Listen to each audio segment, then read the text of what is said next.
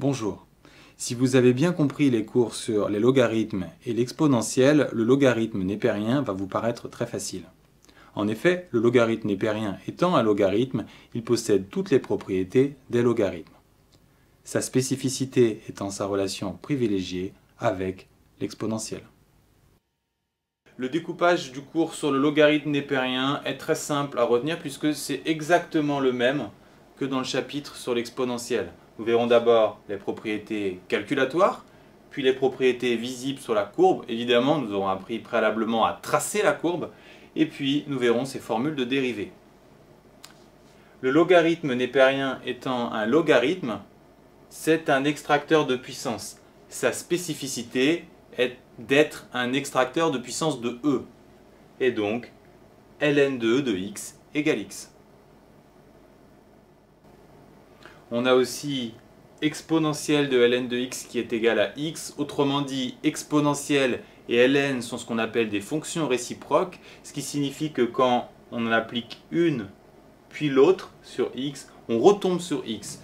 Vous en connaissez déjà puisque racine et carré sont également des fonctions réciproques sur les nombres positifs. Dans une vidéo précédente, nous avons vu que tous les logarithmes ont des propriétés simplificatrices. Donc on a ln de a fois b égale ln de a plus ln de b. La division étant opération contraire de la multiplication, on a ln de a moins ln de b. En appliquant cette formule à 1 sur x, on obtient ln de 1 moins ln de x. Attention ici, puisque 1 est égal à e de 0, on a ln de e de 0 qui fait 0, et donc moins ln de x, opération bien entendu à connaître dans les deux sens.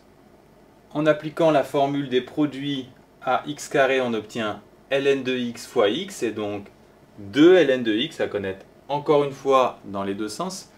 En généralisant cette formule, on obtient n ln de x. C'est une formule très importante.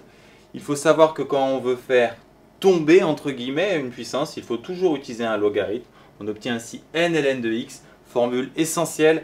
Et enfin ln de racine de x, si on se souvient que la racine est une puissance 1/2, on obtient 1/2 de ln de x. Si vous avez un doute sur les formules que vous écrivez, bien pensez à vérifier que ce que vous avez à l'intérieur du logarithme népérien est toujours une opération plus complexe que ce que vous avez de l'autre côté.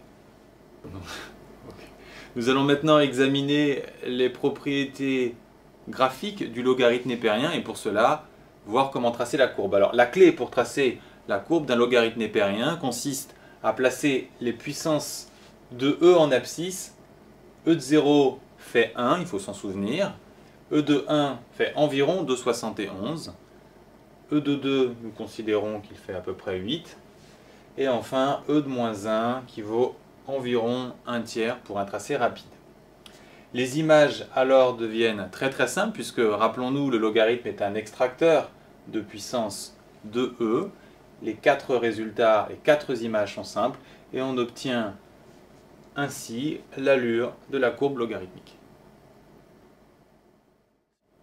Maintenant que nous avons obtenu la courbe du logarithme népérien, nous pouvons retrouver ses propriétés.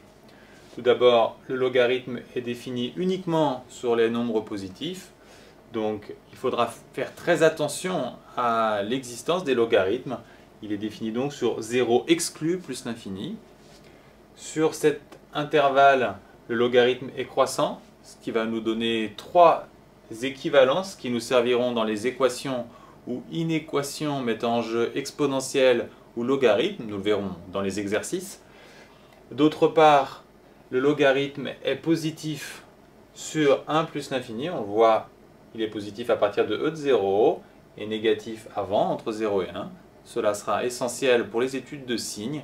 Et enfin, on peut constater que en plus l'infini, le logarithme tend vers plus l'infini. Certes, il monte doucement, mais sûrement. Quant à la limite en 0, elle est égale à moins l'infini. On a ici ce qu'on appelle une asymptote verticale.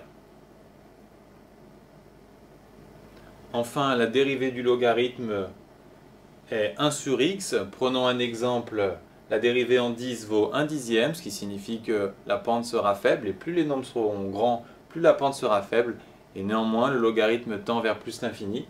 Et enfin, la formule la plus importante, puisqu'elle est valable également pour x ici, ln de u a pour dérivée u' sur u. Pourquoi est-elle valable également dans ce cas? Puisque si vous remplacez u par x, vous obtenez 1 sur x.